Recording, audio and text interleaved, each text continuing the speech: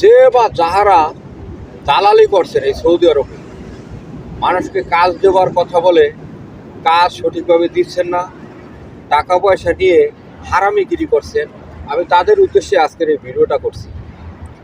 আপনারা যারাই দালালি করছেন, আপনি কি একবারও চিন্তা করছেন যে এই হারামের টাকা আপনি আপনার সন্তানকে, আপনার স্ত্রীকে, আপনার মা বাবাকে খাওয়াচ্ছেন? আপনি মৃত্যুর পরে এই হিসাবগুলো কিন্তু আপনাকেই দিতে হবে। প্রতিটি প্রবাসীর নিঃশ্বাসে নিঃশ্বাসে আপনার পাপ হচ্ছে। আমি মৃত্যুর পরের কথা নাই বললাম, জীবিত থাকতে আপনি যে অবৈধ পন্থায় ইনকাম করছেন, এই দালালির টাকা খাচ্ছেন, এই টাকায় যে আপনার ছেলে সন্তান বেড়ে উঠছে, তাদের শরীরে রক্ত হচ্ছে, এই রক্ত দূষিত রক্ত। আপনার প্রতি আপনি যখন বয়োবৃদ্ধ হবেন, আপনার প্রতি তার কখনো সহানুভূতি বা ভালোবাসা থাকবে না। কারণ হচ্ছে হারামের টাকায় কখনোই আরাম হয় না।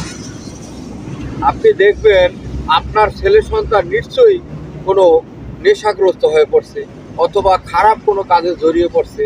আপনার এমন একটি অসুখ হতে পারে যাতে আপনার এই যে দালালির টাকার লক্ষ লক্ষ গুণ বেশি টাকা চলে যেতে পারে। আপনার স্ত্রীর সমস্যা হতে পারে, আপনার ছেলে সন্তানের উপর বিপদ আসতে পারে। আমি এত কিছু কেন বললাম জানেন? আমার চোখের সামনে দেখা এই প্রবাসীর চোখের জলে ভেসে যাচ্ছে, দালাল টাকা নিয়ে গিয়েছে। দালালে তারপরে তাকে কাজও দেয় না এবং তার ফোনও রিসিভ করে না। আমার চোখের সামনে দেখা। এতগুলো কথা বলার কারণ হচ্ছে, যেই দালালগুলোই টাকা পয়সা নিয়ে ভেগে যাচ্ছে বা হারামগিরি করছে, তারা অধিকাংশ লোকই এই বাংলাদেশি। আর এই প্রতারণাটা করছেও আমাদের বাংলাদেশি প্রবাসীদের সাথে।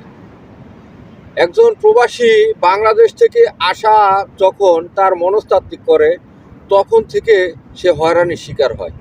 প্রথম হয়রানি হয় পাসপোর্ট করার জন্য, দ্বিতীয় হয়রানি হয় সে পুলিশ ক্লিয়ারেন্স করার জন্য, তৃতীয় হয়রানি হয় সে এজেন্সির কাছ থেকে এই বিমানের টিকিট পর্যন্ত হয়রানির শিকার হয়। কারণ হচ্ছে সৌদি আরবে আসার জন্য বা বিভিন্ন দেশে আসার জন্য ইন্ডিয়া থেকে, শ্রীলঙ্কা থেকে, মালদ্বীপ থেকে, মালয়েশিয়া থেকে, শ্রীলঙ্কা থেকে, পাকিস্তান থেকে যারা আসে, তাদের 2 ডবল 3 ডবল ভাড়া এই বাঙালির কাছ থেকে, প্রবাসীর কাছ থেকে নেওয়া হয়। আমি এজন্যই বললাম যে বিমানের টিকিটের ওখানেও প্রতারণা। তারপরে এই প্রবাসী আসার পরে নতুনভাবে প্রতারণা হয়, তাকে কোম্পানির ভিসার কথা বলে নিয়ে আসে, এসে দেয় সাপ্লাই কোম্পানি, এখানেও প্রতারণা। তারপরে আপনি দেখুন, একজন ইন্ডিয়ান, একজন পাকিস্তানি, একজন শ্রীলঙ্কান যেই বেতনে কাজ করে, বাংলাদেশি তার চেয়ে অনেক কম টাকায় কাজ করে, এখানেও প্রতারণা। তারপরে আবার একজন প্রবাসী যখন বাংলাদেশে চলে যায়, যাবার সময় এয়ারপোর্টেও প্রতারণা। এয়ারপোর্টে তার লাকিজ কেটে মাল জিনিস রেখে দেয়। আসলে এই প্রবাসীদের দিকে তাকানোর মতো আমি কোনো সরকার দেখিনি বা কোনো ব্যক্তি, কোনো পার্সন, আমি কাউকে এই প্রবাসীদের পক্ষে কথা বলার মতো বা তাদের স্বার্থ দেখার মতো একটি লোকও আমি এখন পর্যন্ত দেখছি না। যাই হোক, আমার এই ভিডিওটা বানানোর উদ্দেশ্য দালালের প্রতি কথাগুলো বলছি। আপনারা যারাই দালালি করছেন, একবার নিজের বিবেক খাটান, বিবেকের কাছে প্রশ্ন করুন যে আপনি কি ভালো কাজ করছেন না খারাপ কাজ করছেন। মানুষের বিবেক শ্রেষ্ঠ আদালত বলে মানুষের বিবেককে, কিন্তু আপনার বিবেকের উপরে কুকুরে প্রস্রাব করেছে। আমি এটাই বলতে চাচ্ছি। সবাই ভালো থাকেন। আসসালামু আলাইকুম।